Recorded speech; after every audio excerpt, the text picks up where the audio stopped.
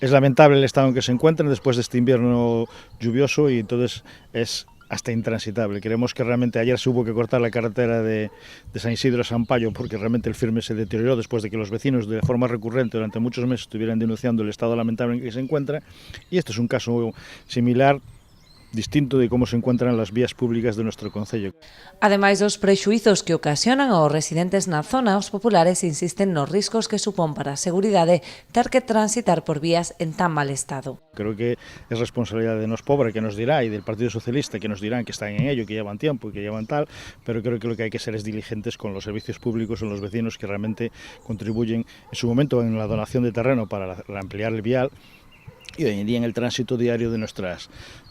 vías y obras, que realmente creo que a la vista está que están en unas circunstancias más que lamentables, pésimas e incluso intransitables. Creo que hay que velar por la seguridad y el mantenimiento de las vías públicas y es una responsabilidad,